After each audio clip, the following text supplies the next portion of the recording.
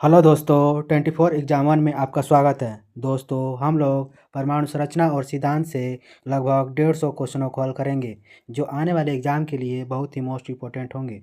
तो चलिए हम लोग स्टार्ट करते हैं। तो हम लोग का पहला क्वेश्चन है, हाइड्रोजन के कितने समस्थानिक है? तो कितने समस्थानिक हो जाएंगे? तो 3। ठीक है दोस्तों, अब देख लेते हैं इसके बारे में। हाइड्रोजन के समस्थानिकों की संख्या 3 है। ठीक, हाइड्रोजन का प्रथम समस्थानिक प्रोटियम है जिसमें न्यूट्रॉन नहीं होता है। तो हाइड्रोजन का प्रथम समस्थानिक में प्रोटियम है जिसमें क्या न्यूट्रॉन नहीं होते हैं।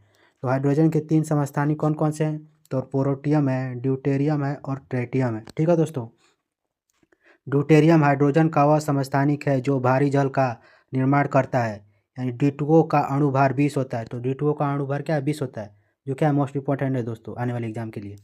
तथा परमाणु रिएक्टर में मंदक के रूप में इसका उपयोग होता है। तो D2O का प्रयोग कहाँ किया जाता है? तो परमाणु की क्या है? मंदक के रूप में प्रयोग किया जाता है। यह न्यूट्रॉनों की गति को कम करता है। तो न्यूट्रॉनों की गति को कम करने के लिए क्या है? D2O यानी भारी जल का उपयोग किया जाता है। ठीक है दोस्तों, ट्राइटियम रेडियो सक्रिय तत्व है जो हाइड्रोजन का तीसरा समस्थानिक है। तो ट्राइटियम हम लोग का क्या है? तो रेडियो सक्रिय तत्व है। यह हाइड्रोजन का क्या है? तीसरा समस्थानिक है। ठीक है दोस्तों,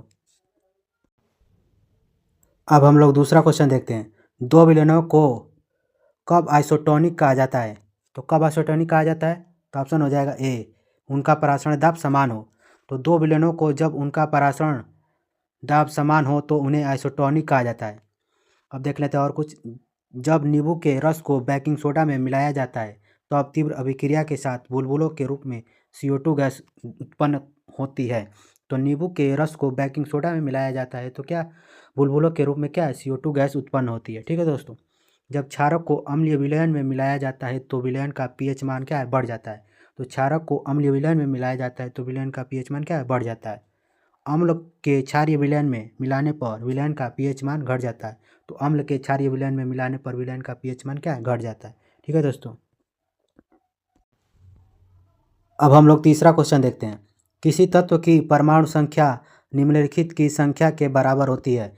तो किसके बराबर होती है? तो हम लोग का आंसर हो जाएगा बी, नाभिक के प्रोटॉन के बराबर होती है। तो इसके बारे में फैक्ट देख लेते हैं हम लोग। किसी तत्व की परमाणु संख्या नाभिक के प्रोटॉन की संख्या के बराबर होती है। ठीक है दोस्तों, किसी तत्व के नाभिक में जितना प्रोटॉन होता है उतना ही उस तत्व के कक्षा में इलेक्ट्रॉन होता है, लेकिन न्यूट्रॉन की संख्या घटती बढ़ती रहती है। तो न्यूट्रॉनों की संख्या क्या है? घटती बढ़ती रहती है। ठीक है, प्रोटॉन का नामकरण रदरफोर्ड ने 1919 में दिया। तो प्रोटॉन का नामकरण क्या रदरफोर्ड ने 1919 में दिया। प्रोटॉन का द्रव्यमान 1.6 गुणे 10⁻27 kg होता है। ठीक है दोस्तों, हाइड्रोजन अर्थात प्रोटियम के परमाणु में न्यूट्रॉन नहीं होते हैं। तो हाइड्रोजन के प्रोटियम के क्या है? न्यूट्रॉन नहीं होते। ठीक है दोस्तों, ये सब बहुत ही मोस्ट इंपॉर्टेंट क्वेश्चन है सब। ठीक है दोस्तों, विशेष रूप से प्रोटॉन तथा न्यूट्रॉन दोनों 3 क्वार्कों से मिलकर बने होते हैं। तो विशेष रूप से क्या है? प्रोटॉन तथा न्यूट्रॉन दोनों 3 क्वार्कों से मिलकर क्या है? बने होते हैं। ठीक है दोस्तों, चौथा क्वेश्चन है हम लोग का। किसी भी रासायनिक यौगिक की न्यूनतम संभव इकाई क्या है हम लोग की? तो हो जाएगा हम लोग का आंसर है परमाणु। ठीक है दोस्तों, अब इसके बारे में फैक्ट देख लेते हैं। किसी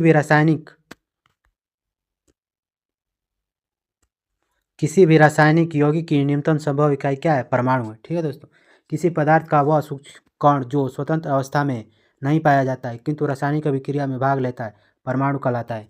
तो सूक्ष्म कण जो स्वतंत्र अवस्था में नहीं पाया जाता है किंतु रासायनिक अभिक्रिया में भाग लेता है क्या कहलाता है? परमाणु कहलाता है। किसी पदार्थ का वह सूक्ष्म कण जो स्वतंत्र अवस्था में पाया जाता है किंतु रासायनिक अभिक्रिया में भाग नहीं लेता है अणु कहलाता है। ठीक है दोस्तों, तो स्वतंत्र अवस्था में नहीं पाया जाता है वो क्या कहलाता है? परमाणु होता है। और रासायनिक अभिक्रिया में भाग लेता है वो क्या है? परमाणु होता है। और जो रासायनिक अभिक्रिया में भाग नहीं लेता है वो क्या होता है? अणु कहलाता है। अब देख लेते हैं इलेक्ट्रॉन के बारे। इलेक्ट्रॉन यह एक ऐसा कण है जो परमाणु के नाभिक के चारों ओर किसी कक्षा में चक्कर लगाता है। इसका द्रव्यमान हाइड्रोजन परमाणु के द्रव्यमान का 1/1837वां भाग होता है। ठीक है दोस्तों, और इस पर क्या है? निगेटिव चार्ज होता है। ठीक, और इसकी खोजकर्ता क्या है? जे थॉम्सन है। इसका द्रव्यमान कितना होता है? तो 9.108 गुणे 10⁻31 kg। ठीक है दोस्तों, इलेक्ट्रॉन पर आवेश कितना होता है? तो 1.6 गुणे 10⁻19 कूलाम। ठीक है दोस्तों, माइनस लगा, ये इलेक्ट्रॉन क्या है? माइनस होता है हम लोग का। ठीक, अब प्रोटॉन देख लेते हैं। यह एक ऐसा कण है जो परमाणु के नाभिक में पाया जाता है। इस पर कोई धन आवेश रहता है। इसका द्रव्यमान हाइड्रोजन परमाणु के द्रव्यमान के बराबर होता है। खोजकर्ता कौन है प्रोटॉन की? गोल्डस्टीन है। द्रव्यमान कितना है तो 1.67 गुणे 10 के पावर माइनस 27 kg। ठीक, द्रव्यमान कितना हो जाएगा 1.00735। ठीक है दोस्तों, और आवेश कितना हो जाएगा प्लस 1.6 गुणे 10 के पावर माइनस 19 कूलाम। ठीक है दोस्तों, अब हम लोग पांचवा क्वेश्चन देखते हैं। हम लोग का पांचवा क्वेश्चन है, तरंग और कण दोनों ही प्रकृति दर्शाने वाला कण है, तो हम लोग का आंसर क्या आ जाएगा इलेक्ट्रॉन। तो तरंग और कण दोनों की प्रकृति दर्शाने वाला कण क्या है इलेक्ट्रॉन है। न्यूट्रॉन यह एक ऐसा कण है जो परमाणु के नाभिक में उपस्थित होता है। इसका द्रव्यमान प्रोटॉन के द्रव्यमान के बराबर होता है। यह इस पर कोई आवेश नहीं होता है। तो न्यूट्रॉन पर क्या है कोई आवेश नहीं होता है। ठीक है दोस्तों, खोज करता है जेम्स स्टैंडविक। तो न्यूट्रॉन की खोज जेम्स स्टैंडविक है। द्रव्यमान कितना हो जाएगा हम लोग का इसका 1.67 गुणे 10 के पावर 27 kg। ठीक है दोस्तों, मेसान यानी पाई की पावर 0, पाई की पावर -1, पाई की पावर +1 की खोज करता है क्या युकावा ने 1935 में की। क्या युकावा ने की। क्वेश्चन है हम लोग का, मैग्नीशिया का मुख्य उपयोग है, तो क्या हो जाएगा हम लोग का आंसर ए मृदु विरेचक। ठीक है दोस्तों, तो मैग्नीशिया का मुख्य उपयोग मृदु विरेचक के रूप में है। तो मिल्क ऑफ मैग्नीशिया, अब देखते हैं मिल्क ऑफ मैग्नीशिया का उपयोग एसिडिटी के रूप में होता है। तो मिल्क ऑफ मैग्नीशिया का उपयोग क्या है MgO2 का उपयोग एसिडिटी में होता है। प्रतिजैविक यानी एंटीबायोटिक का उपयोग जीवाणुओं के विरुद्ध कार्य करता है। तो एंटीबायोटिक क्या कार्य करता है प्रतिजैविक यानी जीवाणु के विरुद्ध कार्य करता है। ठीक है दोस्तों, अब है पीड़ाहारी यानी एंटीपैरेटिक्स है जो दर्द निवारक है। तो दर्द निवारक कौन है तो एंटीपैरेटिक्स या पीड़ाहारी। ठीक है दोस्तों, एस्पिरिन, एस्पिरिन जो क्या है दर्दनाशी है तथा प्रतिजवारी दोनों है। तो एस्पिरिन क्या है हम लोग की दर्दनाशी और प्रतिजवारी क्या है दोनों है। ठीक है दोस्तों, क्लोरोमाइसिटिन और स्ट्रेप्टोमाइसिन और क्लोरोफेनिकॉल प्रमुख एंटीबायोटिक है। तो ये क्या है सब एंटीबायोटिक है दोस्तों। ठीक है दोस्तों, सातवां है हम लोग का क्वेश्चन, भारी जल में। तो भारी जल में क्या होता है हम लोग का ऑप्शन क्या हो जाएगा सी, हाइड्रोजन की तरह क्या है ड्यूटेरियम। तो हाइड्रोजन की जगह क्या होता है ड्यूटेरियम होता है हम लोग का भारी जल में। ठीक है दोस्तों, तो भारी जल का अणुभार कितना होता है तो 20 होता है। तो भारी जल D2O परमाणु रिएक्टर में मंदक के रूप में उपयोग होता है। तो मंदक के रूप में क्या होता है तो भारी जल का उपयोग होता है। ठीक है दोस्तों, इसकी खोज यूरे ने किया। तो इसकी खोज किसने किया तो यूरे ने किया D2O की खोज। नाइट्रिक अम्ल का उपयोग सोना और चांदी के शुद्धिकरण में किया जाता है। तो नाइट्रिक अम्ल का उपयोग कहाँ किया जाता है दोस्तों तो सोना और चांदी के शुद्धिकरण में किया जाता है। तो अम्ल का स्वाद क्या होता है खट्टा होता है दोस्तों, और क्षार का स्वाद क्या होता है तो कड़वा होता है। ठीक है दोस्तों, आठवां क्वेश्चन हम लोग देखते हैं, किसी तत्व के समस्थानिकों में भिन्नता का कारण उनमें निम्नलिखित की संख्या का भिन्न होना है। तो किसका भिन्न होना है तो क्या है तो न्यूट्रॉनों का क्या है भिन्न होना है। तो किसी तत्व के समस्थानिकों में भिन्नता का कारण उसमें न्यूट्रॉनों की संख्या भिन्न भिन्न होता है। ठीक है दोस्तों, जैसे भिन्न भिन्न होती है। ऐसे तत्व का परमाणु संख्या समान किंतु द्रव्यमान संख्या भिन्न भिन्न हो समस्थानिक कहलाता है। तो ऐसे तत्व जिनका परमाणु संख्या समान हो किंतु द्रव्यमान संख्या भिन्न हो क्या समस्थानिक कहलाता है। ऐसे तत्व जिनमें प्रोटॉनों की संख्या समान लेकिन न्यूट्रॉनों की संख्या भिन्न भिन्न हो समस्थानिक कहलाते। तो क्या है प्रोटॉनों की संख्या समान हो लेकिन न्यूट्रॉनों की संख्या भिन्न भिन्न हो वो क्या कहलाते हैं समस्थानिक ही कहलाते वो भी। ठीक है दोस्तों, मेसान कास्मिक किरणें में सन 1947 में खोजा गया। तो कास्मिक किरणों की खोज किसने की तो मेसान ने की 1947 में। प्रोटॉन और न्यूट्रॉनों को सम्मिलित रूप से न्यूक्लियन भी कहते हैं।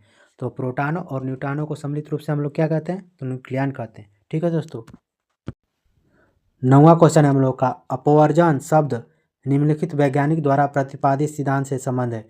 तो अपवर्जन किससे है हम लोग का तो पाउली का नियम है हम लोग का। ठीक है दोस्तों, अब देख लेते हैं अपवर्जन शब्द पाउली वैज्ञानिक द्वारा प्रतिपादित सिद्धांत से क्या है संबंध है। ठीक है दोस्तों, अब पाउली का अपवर्जन सिद्धांत, किसी कक्षा में दो इलेक्ट्रॉन की चारों क्वांटम संख्या समान नहीं होती है। ठीक है दोस्तों, आइंस्टीन ने सिद्ध किया कि द्रव्यमान की क्षति होने से ऊर्जा उत्पन्न होती है। यदि n द्रव्यमान की क्षति होती है तो E ऊर्जा उत्पन्न होती है। ठीक, E बराबर mc²। तो c क्या है प्रकाश का वेग, E ऊर्जा है, m क्या है द्रव्यमान है। न्यूटन के द्वारा गति का नियम प्रतिपादित किया। इन्हें 1686 में अपनी प्रसिद्ध पुस्तक प्रिंसिपिया में पहली बार गति का नियम को लिखा। तो प्रिंसिपिया नामक बुक में क्या अपनी गति के नियम को क्या लिखा है न्यूटन ने। ठीक है दोस्तों, अब हम लोग देख लेते हैं न्यूटन के प्रथम गति नियम। अगर कोई पिंड स्थिर है तो स्थिर रहेगा, या समान सरल रेखा पर गतिशील है तो गति में रहेगी, जब तक कि उस पर कोई बाह्य बल लगाकर उसकी स्थिति में परिवर्तन न कर दे। इसे जड़त्व का नियम या गैलीलियो का नियम भी कहते हैं। तो जड़त्व का नियम और गैलीलियो का नियम किसे कहते हैं? तो न्यूटन की गति के नियम को। न्यूटन के द्वितीय नियम, किसी असंतुलित बल द्वारा किसी पिंड में उत्पन्न किया गया त्वरण बल के समानुपाती तथा द्रव्यमान के व्युत्क्रमानुपाती होता है तथा त्वरण की दिशा बल की दिशा में होती है, तो इसका क्या होता है? बराबर ma। बल का व्यंजक किससे प्राप्त होता है? तो न्यूटन के द्वितीय नियम से। न्यूटन का तृतीय नियम, प्रत्येक क्रिया के बराबर परंतु विपरीत क्रिया प्रतिक्रिया होती है। तो प्रकृति चयन सिद्धांत चार्ल्स डार्विन ने दिया। तो प्रकृति चयन का सिद्धांत किसने दिया था? तो चार्ल्स डार्विन ने दिया था। ठीक है दोस्तों। 10वां क्वेश्चन देख लें हम। तो Ca3PO4 ट्वाइस सूत्र वाले यौगिक में निहित परमाणुओं की संख्या कितनी होगी? तो परमाणु की संख्या कितनी हो जाएगी हम लोग की? 13। ठीक है दोस्तों। Ca3 यानी हम लोग का कैल्शियम क्या है? 3 हो जाएगा। और PO कितना हो जाएगा हम लोग का? फास्फोरस का। और फास्फोरस का कितना हो जाएगा? 2। ठीक है दोस्तों। और ऑक्सीजन का हो जाएगा कितना? 8। तो कितना हो जाएगा हम लोग का? 8 2 10 3 13। ठीक है दोस्तों। MgCO3 का उपयोग जिप्सम लवण बनाने में होता है। तो MgCO3 का उपयोग कहाँ किया जाता है? तो लवण बनाने के लिए किया जाता है। NaHCO3 का उपयोग बेकरी उद्योग में किया जाता है। तो NaHCO3 का उपयोग कहाँ किया जाता है? तो बेकरी उद्योग में किया जाता है। D2O का उपयोग न्यूक्लियर प्रतिक्रियाओं में किया जाता है। तो D2O का उपयोग कहाँ किया जाता है? तो न्यूक्लियर को प्रतिक्रियाओं में किया जाता है। ठीक है दोस्तों।